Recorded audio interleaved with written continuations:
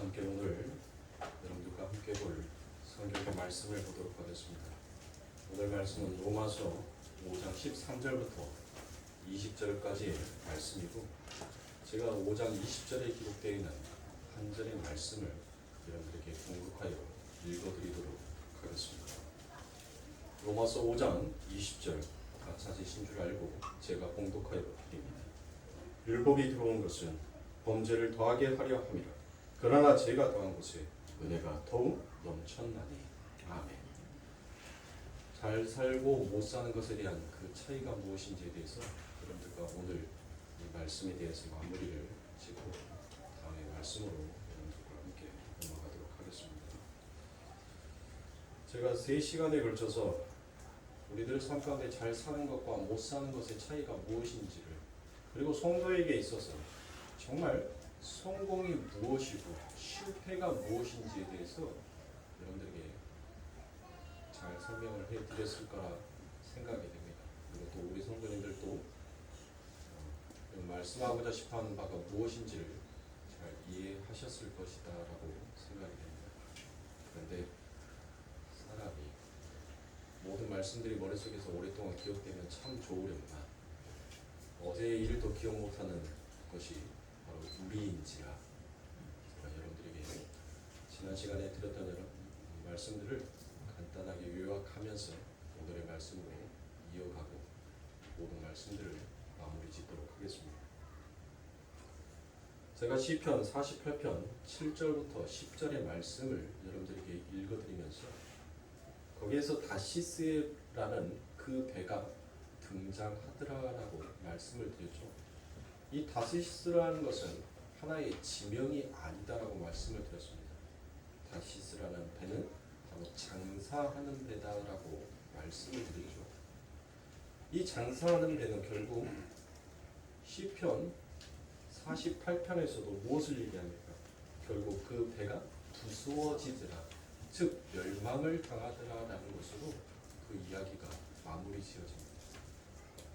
성경은 늘, 그리고 이 역사는 늘 둘로 쪼개져 있습니다. 성경도 마치 우리의 눈으로 보면 구약과 신약이라는 두 권으로 나누어져 있듯이 하나님의 역사하심도 구원과 심판이다라는 이 두 갈래의 길로 나누어져 있다는 것입니다. 그런데 성경에서는 유독 이 배에 대해서 말씀을 많이 합니다. 누가복음에서도 우리가 여러분들과 함께 읽어드렸던 그 말씀에서도 두 배가 등장을 함을 우리가 알 수가 있죠. 자, 이 다시스로 가는 배, 즉 이 배는 다른 말로 하면 무슨 말로 표현을 할 수 있냐면 율법의 배인 거예요. 율법의 배. 그 율법의 배를, 즉 자신의 열심을 도모하여서 하나님의 말씀을 자신의 삶의 가치와 유익으로 삼고자 싶어하는 그 배는 결국 멸망할 수밖에 없다라는 것을 성경은 자명하게 이 배의 이야기를 통하여서 우리들에게 들려주고 있는 것입니다. 그러므로 저주의 바다에서 유일하게 뜰 수 있는 배, 가라앉지 아니하는 배는 어떠한 배예요? 바로 예수라는 강주, 그 배 하나밖에 없는 것입니다. 노아의 시대를 여러분들 한번 생각해 보세요. 사람들이 노아가 살았다가 그 배를 지음을 보고 어리석다라고 했을 정도면 이미 그때 당시에 여러분들 노아가 살던 시대에 배가 있었다라는 이야기죠. 그렇죠? 야, 배를 바다에다가 지어서 바다에 띄워야지 왜 그 배를 산에다 짓느냐, 너 어리석은 자 아니냐 라고 얘기를 했다는 것은, 그 말은 미리 추측하여 보면 이미 그 당시에도 배에서 자신의 삶을 영위하기 위해서 이미 배가 존재했을 것이다라는 추측을 우리가 할 수 있습니다. 그런데 여러분들 보세요. 하나님께서 하늘과 땅에서 그 비를 내리시고 물을 쏟아 부으셨었을 때 그 많은 배들 속에서 유일하게 뜰 수 있는 배는 어떤 배였어요?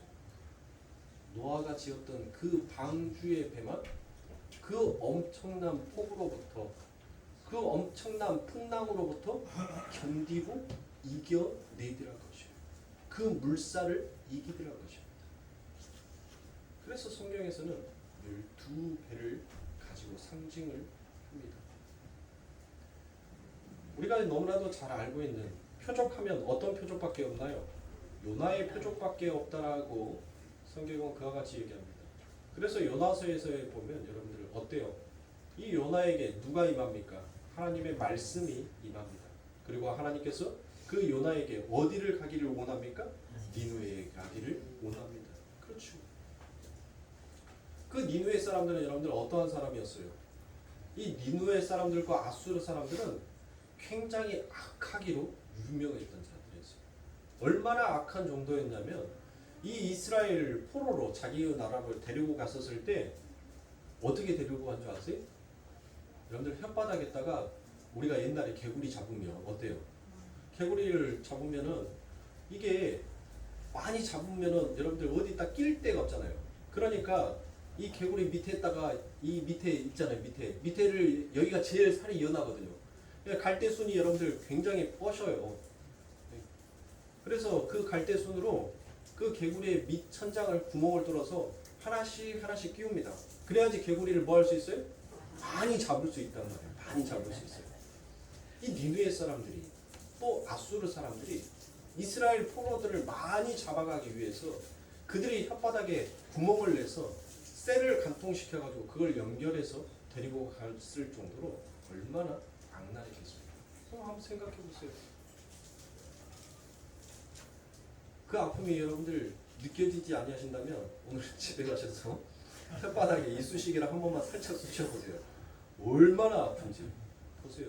근데 이 아수르 사람들, 니느웨 사람들이 이 이스라엘 백성들을 그렇게 데리고 갔다. 그리고 또 그들은 하나님의 말씀 밖에 있는 이방의 사람들이었어요. 자, 하나님께서 분명히 요나에게 하나님의 말씀, 그에게 살리는 배를, 그쵸? 그 배를 타고 너는 니느웨로 가라라고 하나님은 말씀합니다. 즉 그 배는 지금 하나님의 말씀이 임하였고 하나님의 말씀이 그곳에 거하기 때문에 어떤 배가 되는 거예요? 그 배는 살리는 배가 되는 거죠. 살리는 배가 된다는 거예요. 근데 요나가 거기에서 무엇을 합니까? 요나가 하나님 앞에 하나님의 말씀 앞에 순종해야 할 그 요나가 무엇을 해요? 하나님 앞에 앙중앙중 거린단 말이에요. 하나님 해도 너무합니다. 어떻게 저런 사람들에게 하나님 구원의 말씀을 전파하라고 합니까? 저 못하겠습니다 하고 그 요나가 다시 그 하나님의 말씀이 주어지는 배에서 내려서 어디 배를 타버리는 거예요? 다시스로 배를 타버린다. 그 다시스 배는 무슨 배다 했다? 장사하는 배다라겠죠. 그러니까 자신의 생각, 자신의 유익, 자신의 지혜에 갇혀있는 자들이 타는 배가 다시스의 배. 결국 하나님께서는 그 다시스의 배를 뭐합니까? 큰 폭풍으로 인하여서 그 배를 가라앉혀버리죠. 자, 어떻게 해요? 그때 누가? 요나가 그 배의 재물이 됩니다. 그리고 그 요나가 바다의 물속에 들어가자마자 언제 그랬냐는 듯이 그 모든 폭풍우가 잠잠하여 기드라는 것입니다. 그리고 요나는 그 저주받은 물속에서 3일이라는 시간을 보냅니다. 그리고 아버지 하나님의 은혜가 그의 삶 가운데 부어지게 되고 그가 다시 무엇이 하나님의 뜻인지를 깨닫게 되자 드디어 무엇합니까? 하나님의 말씀 앞에 순종하고 그들에게 복음을 전해주는 것입니다. 보세요. 도저히 구원받을 수도 없고 구원받아서도 아니 될 것 같은 자들을 하나님께서 살리시다는 것입니다. 그게 바로 하나님의 구원이, 하나님의 은혜가 우리들의 삶 가운데 무엇으로 주어지게 되었는지를 하나님은 설명하여 주시는 것입니다. 그런데 늘 우리는 그 아버지 하나님의 말씀 앞에 우리가 가지고 있는 지식이라는 그 율법의 자를 놓고 늘 하나님 앞에 무엇이 옳고 무엇이 그름을 늘 항변하듯이 그와 같이 말하더라는 것입니다. 그런 우리를 하나님께서는 못합니까? 우리를 그렇게 놔두면 어떻게 되는 거야? 하나님은 말씀 앞에 불순종하는 자의 결말은 무엇으로 남습니까? 죽음이죠. 멸망이란 말이에요. 그렇게 놔두면 결국 멸망할 수밖에 없기 때문에 하나님께서는 우리를 무엇하더라? 죽여서 살려내겠다라는 것이 그게 바로 하나님이 가지고 계신 복음의 내용인 것이에요. 그게 하나님이 일하시는 구원의 방법입니다. 그러므로 사랑하는 성도님들, 이 세상 가운데서 여러분들 우리의 열심과 우리의 노력으로 구원의 완성을 이룰 수 있는 배는 아무것도 없습니다. 오직 이 저주의 바다에서 유일하게 뜰 수 있는 배는 바로 예수라는 그 방주 안에 들어가 있을 때만 그 배는 물 위에 뜰 수 있는 거예요. 그 배는 절대 가라앉는 배가 아닙니다. 어떠한 폭풍과 어떠한 환란과 어떠한 부딪힘이 있다 하더라도 그 배는 절대로 그 안에 누가 있으니까, 하나님의 말씀이 있으니까 가라앉을 수가 없다는 것이에요. 성도의 삶 가운데 있어서는 그래요. 제가 자꾸 율법을 부정한 쪽으로 여러분들에게 말씀을 드리니까 율법이 나쁜 것이다라고 여러분들 자꾸 인식할 수가 있는데, 율법은 나쁜 것이 아니에요, 여러분들. 그 아름다운 율법을 우리가 자꾸 무엇하더란 거예요? 그것을 세분화시켜서 나의 유익으로 삼고자 싶어하는 그 마음이 잘못된 것이지, 하나님의 말씀이 어찌 여러분들 나쁜 것이 어디 있습니까? 하나님의 말씀은 1.1도 전부 다 우리들에게 살과 유익이 되는 모든 아름다운 말씀인 거예요. 그런데 그 아름다운 말씀을 자꾸 나의 욕심으로 채우고자 싶어 하더라는 거죠. 그 욕심으로 채운 것만으로 그치는 것이 아니라 결국은 우리가 누구의 자리까지도 탐하더라? 하나님의 그 자리까지도 탐하려고 하는 그 같은 죄됨이 우리에게 있더라는 것입니다. 인간의 욕심은 하나님이 너무나도 잘 알고 계십니다. 너무나도 끊임없이 우리들 안에 있다는 것입니다. 그러므로 사랑하는 성도님들, 성경이 왜 이 두 배의 이야기를 말씀하겠습니까? 그리고 누가복음 25장에서 말씀하시는 예수님의 그 배의 사건에 여러분들 무엇을 우리들에게 설명하고 싶어하는 거겠어요? 왜 배라는 이 예를 들어서 여러분들 하나님께서 이와 같은 얘기들을 하시냔 말이에요. 자, 그것은 겁니다. 이거입니다. 하나님의 말씀이 우리들의 삶 가운데 똑같이 주어져요.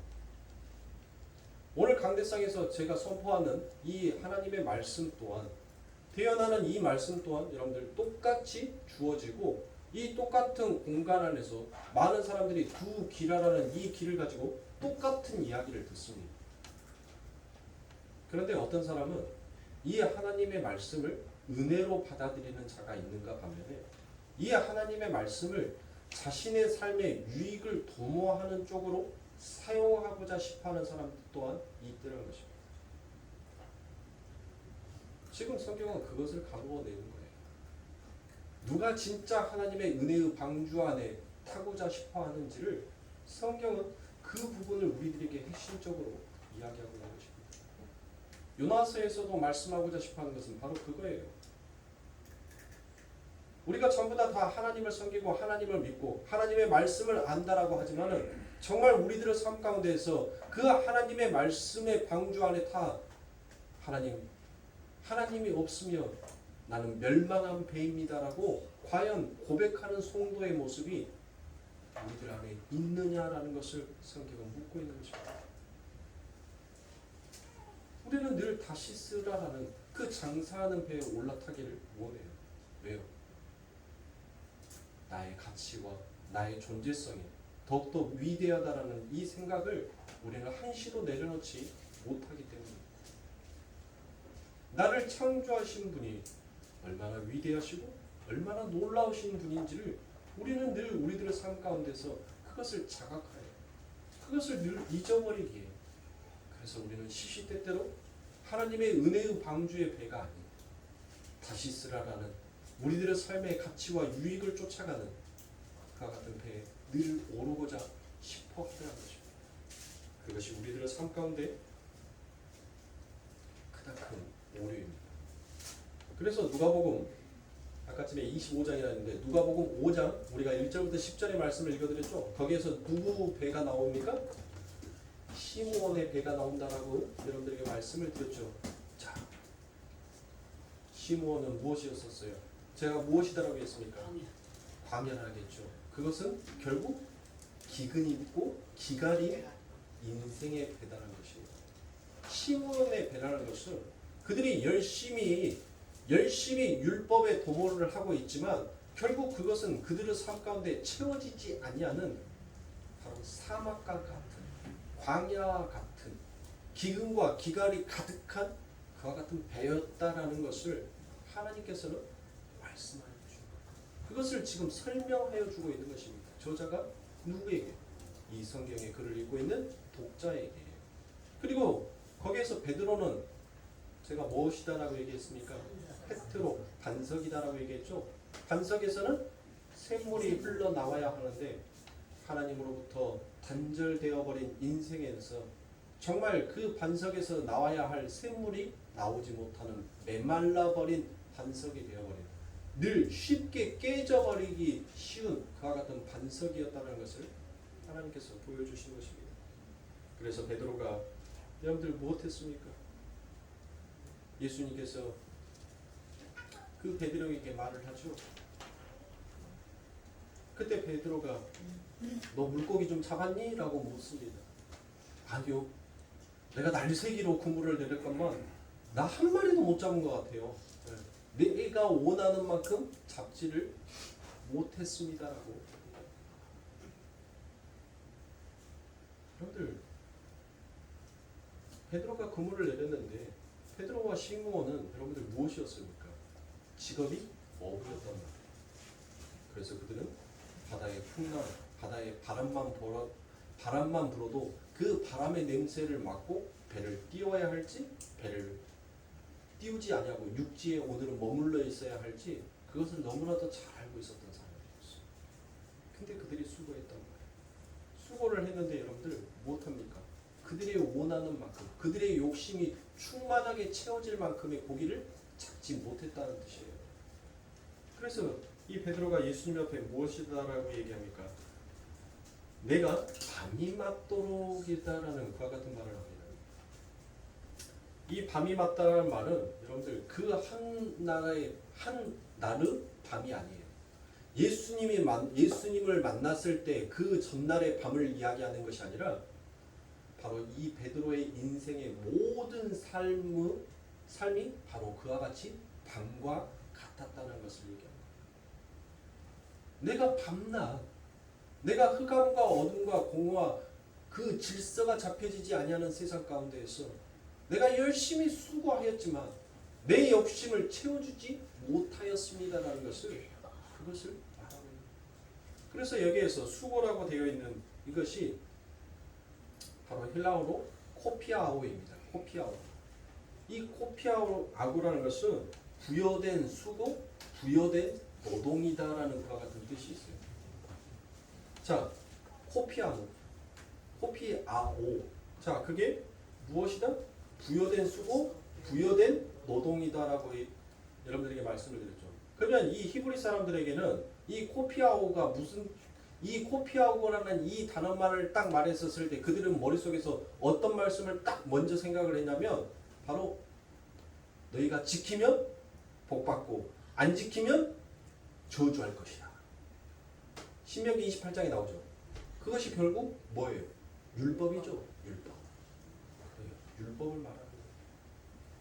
즉, 이 안에는 단순히 고기를 잡고 안 잡고의 문제가 아닌 거예요. 내가 하나님의 은혜의 밖에 있었을 때 나의 수고와 나의 열심으로 내가 열심히 율법을 지켰으나 내가 원하고 내가 만족한 결과를 하나님 나는 얻지 못하였습니다라는 그 뜻이 이 안에 담겨져 있는 거예요. 어떤 XS가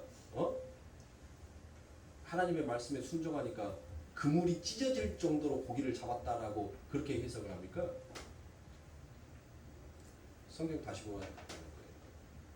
그런 목회자들은 성경을 더욱더 깊이 봐야 합니다.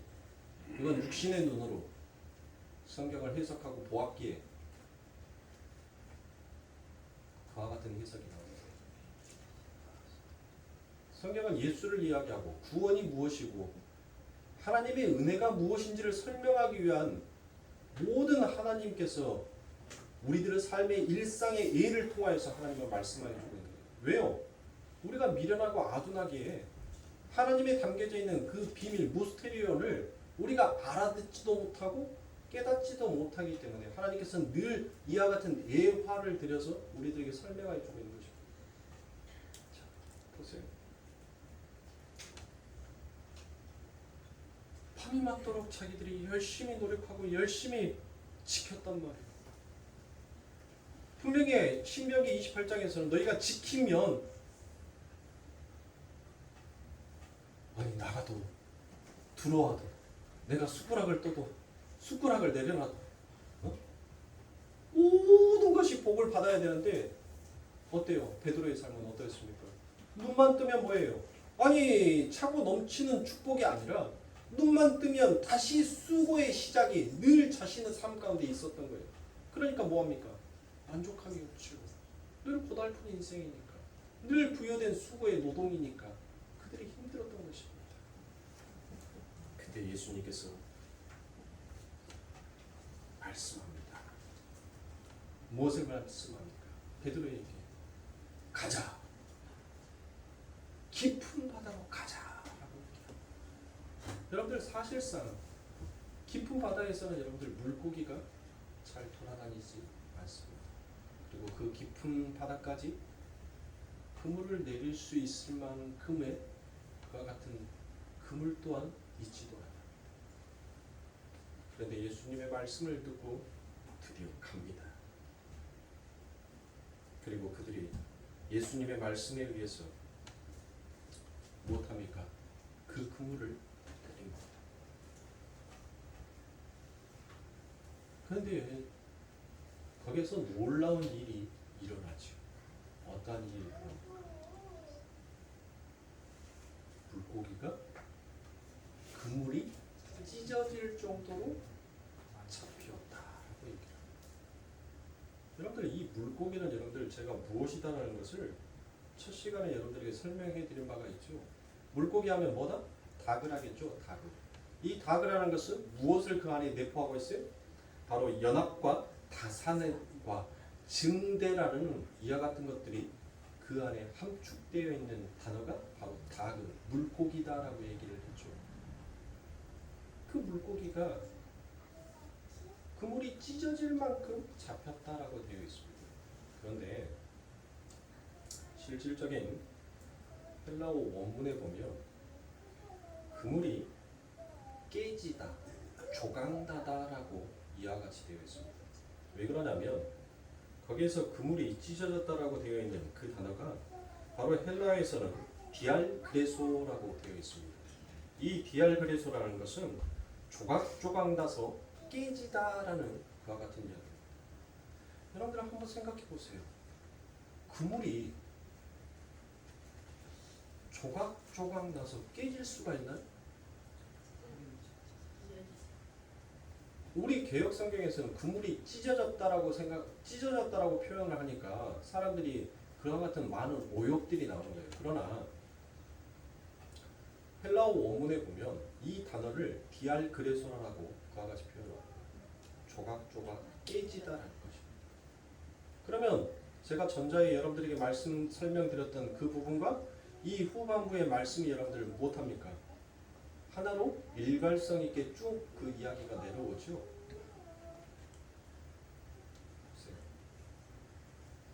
이 베드로는 자신의 열심으로, 자신의 노력으로, 자신의 수고로 열심히 달려왔어요. 무엇을 받기 위해서? 복을 받기 위해서 열심히 달려왔단 말이에요. 그러나 그 삶 가운데는 영원한 채워짐이 없었습니다. 그런데 하나님의 그 은혜가 그의 삶 가운데 무엇한 거예요? 이제 부어진 거란 말이에요. 하나님의 말씀이 그의 삶 가운데 떨어진 거란 말이에요. 자, 우리 예수님은, 우리 하나님은 어디에서 일하신다고요? 하나님은 말씀 안에서 일하시죠. 그리고 하나님은 말씀 안에 거하시는 분이고 하나님은 그 말씀으로 우리들에게 하십니다. 무엇을? 복음을 하나님이 누구인지를 말씀하시는 거예요. 자, 그러면 우리 예수님께서 그 배에 타셨다는 것은 여러분들 그 배가 지금 무슨 배가 되었다는 거예요? 제가 요나의 말씀을 여러분들에게 그냥 드렸던 것이 아니에요. 이 요나가 하나님의 말씀을 받고 그 니느웨 사람들에게 갔었을 때 그 배는 무슨 배가 되었다라고 했죠? 살리는 배가 되었다고 말씀을 드렸죠. 그런데 이 요나가 그 하나님의 말씀을 등지고 자신이 원하는 다시스로 가는 배를 타자 그 다시스에 가는 배가 큰 풍랑을 맞고 결국 그 배가 침몰하기 직전까지 갔단 말이에요. 그렇죠? 지금 그 이야기를 여러분들 누가복음 5장의 이 말씀에 가져다가 한번 생각해 보시라고요. 그들이 시몬과 베드로가 탔던 배는 무슨 배였어요? 장사하는 배, 멸망의 배였단 말이에요. 그들의 열심과 그들의 노력으로 하나님의 은혜를 등져버리고 우리의 수고와 우리의 노력으로 얼마든지 구원을 완성할 수 있고 또한 아버지 하나님의 나라에 충만한 그 영광을 우리가 차지할 수 있을 것이다라는 그와 같은 유대 민족 사상이 그들의 삶 가운데서는 늘 있었단 말이에요. 그걸 항상 그들의 마음속에서 배제하지 못했어요. 우리 대한민국에 있는 사람들이 아무리 하나님의 말씀을 안다고 하더라도 여러분들 못합니까?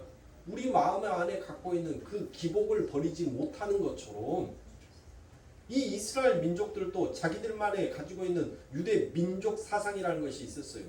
반드시 우리는 다윗과 같은 그와 같은 왕이 우리 이 땅의 메시아처럼 오셔서 더 이상 이 통치와 압박 속에서 우리를 벗어나게 할 거고 우리를 정말 부강한 나라로 해서 모든 민족들이 배불리 먹고 배부른 정치를 할 수 있는 그와 같은 아름다운 세상이 반드시 우리들에게 올 것이다. 우리는 그 세상을 위하여서 열심히 수고와 노력을 해야 한다라는 그런 그들의 사고가 그들의 민족 안에는 늘 박혀 있습니다. 그래서 그들에게는 다시스로 가는 배, 멸망의 배. 그들이 아무리 수고하고 아무리 노력하였어도 그 어떤 것도 얻지 못하는, 어떤 것도 충만할 수 없는 그와 같은 배였다는 것입니다. 그것을 지금 하나님께서는 대조시키는 거예요. 멸망의 배와 살리는 배를 지금 예수님께서 대조시키고 있단 말이에요. 자, 보세요. 예수님께서 그 배에 탈라시는 순간 그 배는 무슨 배가 되는 거예요? 이제 살리는 배가 되는 거예요. 살리는 배. 그 살리는 배가 그 멸망의 배 위에 올라오더니 무엇하더란 것이에요? 그 예수 그리스도로 인하여서 그 저주가 이제 물러가 버린 거예요. 그리고 그들이 그물을 내렸더니 무엇하더라? 그 그물이 조각조각 났다는 것은 여러분들 지금 무엇을 말하는 거예요? 야, 너희들이 아무리 너희들의 열심으로 그 율법을 여러분들 쪼개면 바로 뭐가 되는 거예요? 명령과 규례가 되는 거잖아요. 그렇죠? 근데 율법을 하나로 보면 누구다? 율법은 예수다는 거예요. 예수. 야, 너희들 그렇게 율법을 세분화해서 쪼개놓은 것이 바로 그게 뭐다는 거예요? 그게 조각조각 났다는 거예요. 그 그물이 조각조각 깨졌다는 것은 결국 하나인 너희들이 예수를 봐야 하는데 너희들이 복받고 싶어서 너희들이 장사하여서 이윤을 남기고 싶어서 그 율법 즉 명령과 규례를 전부 다 세분화시켜가지고 쪼개놨다는 거예요. 쪼개놨다는 거. 그러니까 여러분들 율법이 몇 개라고요? 하나님께서 우리들에게 주신 처음 그 법은 뭐였어요? 10계명 10개의 법밖에 없었단 말이에요. 근데 그 10개의 법 갖고는 무엇하는 겁니까? 죽었다 깨나도 하나님의 그 법을 지키지도 못하고 지킬 수도 없어요. 그래서 그들의 삶 가운데서 무엇이 있었습니까? 늘 그들의 마음속에서는 신명기 28장에 지키면 복받고 안 지키면 저주할 것이다 라는 이 하나님의 말씀이 그들의 삶 가운데 각인이 되어 있었단 말이에요. 그래서 우리가 하나님의 말씀을 하나님의 명령과 규례를 지키지 아니함으로 이와 같이 나라가 멸망을 하고 민족이 흩어지고 이와 같이 우리가 부강한 나라가 되지 못하였구나라는 것을 생각하고 난 다음에 그들이 율법을 613가지로 쪼개버린 거예요. 그래서 그 법을 세분화시킨 거예요. 마치 하나의 그물을 갈기갈기 여러분들 다 찢어놓은 것처럼 쪼개버리고 깨버리는 것처럼 그렇게 하나님의 법이 쪼개지라는 것입니다. 쪼개져. 근데 결국 그 하나는 무엇을 설명하더라? 예수 그리스도를 설명하는 것이다. 지금 그걸 이야기하는 거예요. 그거를. 예수를 설명하고 있는데 뭔 하나님의 말씀 앞에 순종하면은 뭐 순종이라도 할 수 있어요? 그러면 순종은 뭐 하는 거예요?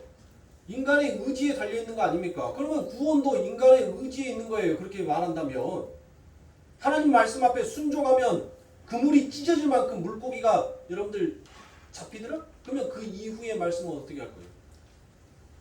자, 그렇게 그물이 찢어질 만큼 여러분들 잡혔어요. 그때 이 베드로가 무엇을 합니까? 시므온이 무엇을 해요? 어떤 행동을 합니까? 아니요, 그거는 맨 밑에 부분이고 그 전에 뭘 얘기해요? 주변에 있는 동료들에게 뭐 합니까? 손짓하죠. 손짓합니다. 야, 우리 지금 어때요? 예수 그리스도로 인하여서 그 예수님으로 인하여서 이 그물이 쪼개졌던 그 그물이 무엇했다는 거예요? 이제 하나가 되어버렸다는 거예요. 하나가 쪼개져 버리니까 여러분들 뭐 하는 거예요? 그물이 쪼개져 있으니까 고기를 여러분들 그물이 찢어져 있으면 고기 잡혀요, 안 잡혀요? 안 잡히죠. 그물이 이제 하나가 돼 있으면 뭐예요? 잡히잖아요. 잡힌단 말이에요. 예수라는 말씀에 의해서 그 명령과 규례가 하나가 되어서 예수가 되어버리니까 무엇하더라고요? 드디어 그곳에 넘침의 복이 채워지더라는 것이에요. 예수 안에서. 그 쪼개져 버린 그물이 하나의 그물이 되어서 그때부터 진짜 신명기 28장에 그 지키면 너희들 내가 복 줄게라는 그 복이 그들의 삶 가운데 채워져 버리더라는 것이에요. 근데 뭘 합니까? 어때요? 그렇게 채워지니까 그 배가 타시스의 배, 장사하는 배, 자신의 유익과 자신의 삶의 생존과 존재성을 위해 했던 그 배가 뭐 하더라고요? 바다에 빠져버리기 시작하는 거예요. 너무 많이 있으니까 못합니까? 여러분들 그 배가 바닷물에 빠지면 뭐예요? 고기 기껏 다 잡아놨는데 배가 파손되면 뭐예요? 말짱 꽝 아닙니까? 그게 바로 수고, 부여된 수고, 부여된 노동이라는 뜻이에요. 그러면 여러분들 무엇해야 돼요? 자, 우리들의 하나님의 은혜가 우리들의 삶 가운데 충만하게 채워졌어요. 그런데 나는 여전히 하나님은 방주에 올라간 것이 아니라 나는 나라는 배에 여전히 타 있단 말이에요. 그런데 하나님의 은혜가 충만하게 채워져 버리니까 내 배가 뭐 하는 거예요? 가라앉아 버린단 말이에요. 내가 가라앉는다는 것은 결국 여러분들 무엇하는 거예요? 그걸로 끝인 거예요. 끝. 그래서 이 베드로가 무엇을 얘기해? 나는 죄인입니다. 나를 떠나소서라고 그같이 얘기하잖아요. 근데 그 말을 하기 전에 베드로가 어떤 행위를 한단 말이에요? 주변에 있는 동료들에게 못해요. 손짓하여서 야, 우리의 그물이 지금 찢어질 정도만큼 너무나도 가득 채워졌으니까 어서 와. 우리를 좀 도와달라고 손짓을 한단 말이에요. 그게 뭐예요? 그게 바로 하나님의 말씀에 늘 반역한 이스라엘의 모습이라는 거예요. 지금 베드로와 시므온 그 배에 누가 타 있는 거예요? 예수님이 타 있잖아요. 그러면 누구를 의지해야 돼요? 예수를 의지해야 하지 않겠습니까? 예수님, 너무 많이 잡혀서 하나님, 이 배가 지금 침몰하게 생겼어요. 그러니까 도와주세요 라고 누구를 의지해야 돼요? 예수님을 의지해야 한단 말이에요. 근데 그들이 누구에게 손짓을 해요? 동료에게 손짓을 했다는 것은 뭐예요? 이스라엘의 역사를 보세요. 이스라엘 역사가 늘 위기와 어려움 속에 있었을 때 하나님을 의지한 것이 아니라 늘 누구에게 손을 뻗었습니까? 이방 나라들에게 손을 뻗었지 않습니까? 애굽아, 우리 좀 도와줘. 바벨론아, 우리 좀 도와줘. 자기들이 그렇게 흉악한 더러운 죄인이다라고 했던 그 아수르에게도 손을 내미는, 온갖 이방 신들에게 전부 다 손을 내미는 하나님의 은혜 밖에 떨어져 있는 죄인들의 모습을 연실 그려놓고 있단 말이에요. 하나님이 그 배에 함께 있음에도 불구하고 하나님이 그들의 삶 가운데 충만하게 해주시는 그 은혜의 충만을 부어줌에도 불구하고 여전히 죄악된 인간은 뭐 하더란 거예요? 하나님을 의지하는 것이 아니라 자신의 알량한 지식과 자존심을 내려놓지 못하고 여전히 하나님 앞에서 뻔뻔하게 서 있더란 것이에요. 그런데 하나님께서 무엇합니까? 그 배를 침몰시켜버려요? 아니죠. 하나님께서 그 배를 무트로 안전하게 올 수 있게끔 뭐 해주시는 거예요? 하나님이 뭐예요? 예끼 이 나쁜 놈들아, 내가 너희들의 삶 가운데 그렇게 충만한 은혜를 부어줬는데 결국 너희들은 나를 의지하는 것이 아니라 또다시 너희는 세상의 힘을 의지하구나 하고 예수님께서 물 위를 걸어 나오실 수 있어요, 없어요? 있단 말이에요. 근데 예수님께서는 그 배를 끝까지 떠나지 아니하셨다는 건 뭐예요? 너희들은 원래 이런 자였던 것을 나는 알고 있었습니다. 그래서 나는 너희들을 멸망시키기로 위해서 온 자가 아니라 나는 너희들을 정말 살리기 위해서 온 자니까 예수님께서 그 침몰하에 가려고 하는 그 배 위에 함께 있어 준 것입니다.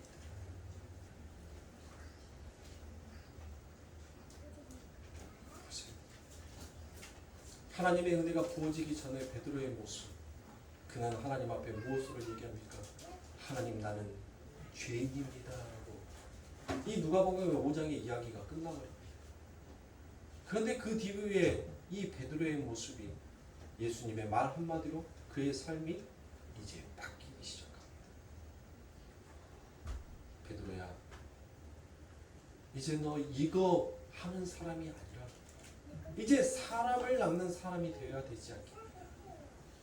하나님의 말씀이 그 베드로에게 임하여지죠. 그 베드로가 이제 그의 삶의 신앙의 고백 또한 바뀌어지게 되더라는 것입니다. 아멘. 하나님, 나는 죄인이었습니다라고 했던 그 베드로가 그 뒤에 진짜 예수님의 은혜에, 그 예수님의 충만함에 그가 함께 거하게 되자 무엇을 고백합니까? 주는 그리스도시요 살아계신 하나님의 아들이로소이다. 아멘. 네가 나를 사랑한다. 하나님, 나는 당신을 정말 사랑합니다. 그래서 나는 당신과 함께 할 수 있다면 초막 셋을 짓고 나는 그와 같이 당신과 살고 싶습니다라고 하는 그 사랑의 고백을 하는 베드로로 바뀌어버리게 되는 것입니다. 하나님의 은혜가 부어지기 전에는 아무리 우리의 노래와 우리의 수고로 땅을 파고 연실 어떤 것들을 발전시키고 어떤 것들을 한다 하더라도 여러분들 그 반석에서는 절대로 샘물이 나올 수가 없어요. 그런데 하나님의 은혜가, 하나님의 말씀이 우리들의 삶 가운데 주어지게 되자 드디어 그 반석에서 샘물이 흘러나오더라는 것이요. 아멘. 다시는 이곳에 와서 물을 뜨지 아니하는, 다시는 너희들이 그 율법을 쪼개서 그 명령과 규례로 너희들이 지키면 복 받으려고 한다라는 그 말씀을 쫓아서 너희들의 삶에 부여된 수고와 노동을 하지 아니해도 되는 그런 내가 너희들의 삶 가운데 충만한 반석의 샘물이 되어 주겠노라라고 예수님께서 말씀해 주시는 것입니다. 사랑하는 성도님들, 우리들이 얼마나 하나님의 말씀을 가지고 얼마나 그때게 우리가 그 아버지 하나님의 말씀을 사용할 때가 얼마나 많지 않습니까? 그러므로 사랑하는 성도님들, 우리가 정말 하나님의 사랑이 무엇인지를 여러분들 정말 깊이 깨닫고 안다면 우리는 하나님 앞에 무엇을 고백하여야 하겠습니까? 하나님, 늘 멸망하는 배에 올라타고자 싶어했던 저희들을 용서하여 주시옵소서. 아멘. 하나님, 내가 다시스로 가는 그 배, 장사하여 나의 존재와 이윤을 남기고 내 삶 가운데 부를 축적하고자 싶어하는 이 죄된 마음의 배를 하나님, 저는 저의 능력으로는 버리지 못하겠습니다. 그러니 긍휼의 하나님, 사랑의 하나님, 아버지 하나님이 내 배에 올라주시지 아니하면 하나님, 나는 저주의 바다에 빠질 수밖에 없으니 하나님, 내 삶 가운데 주의 말씀으로 주의 긍휼로 함께하여 주시옵소서. 그래서 예수님께서는 아신 거예요. 우리가 늘 다시스로 가는데 그 멸망의 배, 그 배에 늘 가고자 싶어하고 타고자 싶어하는 우리들의 그 마음을 알고, 그래, 너희가 아무리 너희의 존재와 이윤을 남기기 위해서, 너희들의 삶의 가치와 존재성을 위해서, 너희들이 이 땅에서 생각하는 그 성공과 번영이를 위하여서 너희들이 타는 그 다시스 배, 내가 세상 끝날 때까지 너희들과 함께 그 배에 있어 주겠다는 거예요. 예수님께서 그 배에 올라타시는 순간 그 배는 침몰합니까? 안 합니까? 절대로 침몰하지 않습니다. 아멘.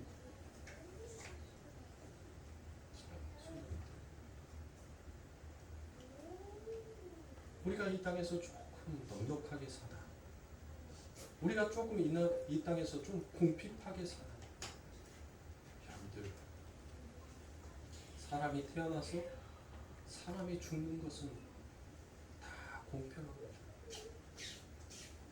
부자도 태어나나 가난한 자로 태어나나 그 인생의 마지막은 다 똑같다는 것이.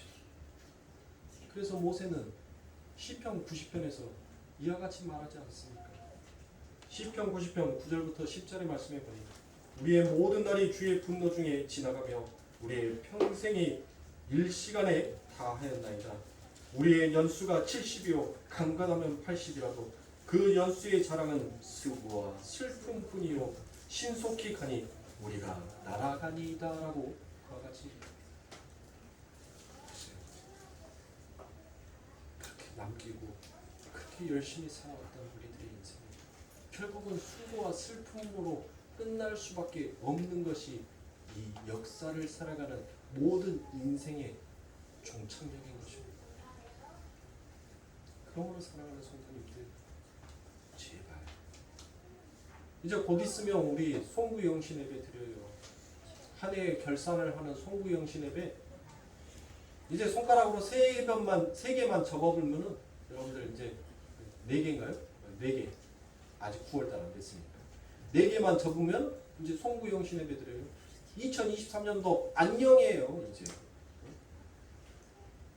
그 마지막 송구 영신 예배 때 여러분들 손익계산으로 내가 올 한 해를 잘 살았네 못 살았네로 여러분들의 마음속에서 슬픔과 좌절을 갖지 마세요. 내가 하나님의 말씀 앞에서 내가 얼마나 은혜롭게 살았는지, 은혜롭게 살지 못했는지를 여러분들 먼저 여러분들의 삶 가운데서 계산하시라고.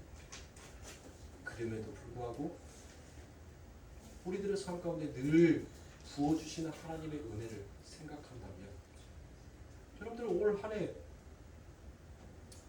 내 삶 가운데 좀 플러스 되지 않냐고 마이너스 된들 뭐가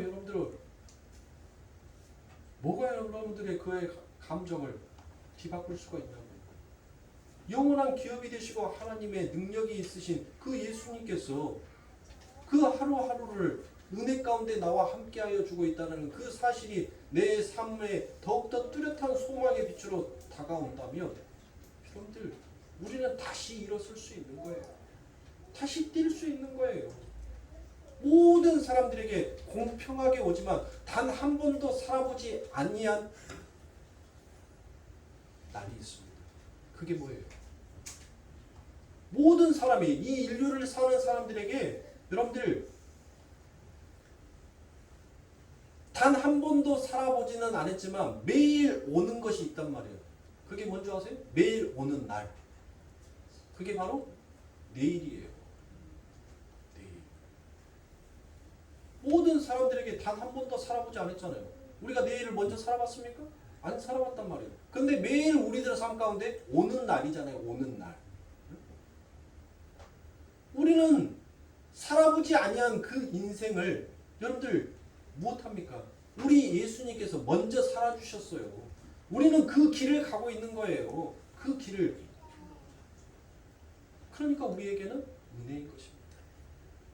사랑하는 성도님들, 성도에게 수지마주는 예수를 남기는 거예요. 그게 진짜 성도가 이 땅을 잘 사는 것입니다. 그 예수의 이름을 가지고 여러분들의 이익을 취하기 위해서 하나님을 이용한다면 여러분들 그것이 정말 잘못 산 인생인 것이에요. 왜 세상에 가지고 있는 그 기준적으로 잘 살고 못 살고를 여러분들의 삶 가운데서 저울질하십니까? 내 삶 가운데 예수가 정말 내 삶의 이윤으로 남아있는지 남아있지 못하는지 그것을 하시고 여러분들의 손익계산을 하시란 말이에요. 그게 성도인 거예요. 예수라는 이윤이 남겨져 있지 아니하면 여러분들 무엇해야 돼요? 여러분들 그 이윤을 남기기 위해서 여러분들은 무엇해야 됩니까? 예수의 이름을 죽어라 부르짖으면서 따라가야지. 쫓아가야지. 그러면서 여러분들 힘내세요. 우리 예수님께서 쪼개져 버린 그 그물을 하나로 묶어주시고 이제 그 그물 속에서 하나님의 축복만을 가득 담아서 우리들의 삶 가운데 주셨습니다. 더 이상 세상의 힘을 의지하려 하지 마시고 침몰해가는 나의 배에 타고 계신 그 예수님을 바라보고 의지하세요. 주님 도와주세요. 내 배가 침몰합니다. 하나님의 은혜를 하나님 내 스스로는 감당할 수가 없습니다. 그러니 하나님 도와주세요. 이 배가 침몰하지 아니하게 할 수 있는 것은 오직 아버지 하나님의 긍휼밖에 없습니다. 그러니 날 좀 도와주세요라고 그렇게 예수님 앞에 의지하실 수 있는 우리 성도님들이 되시길 주님의 이름으로 축원합니다. 다음 시간에는 이 말씀에 이어서 우리들에게 주어지는 것이 정말 은혜인지 아니면 우리의 열심에 의한 보상인지 그 부분에 대해서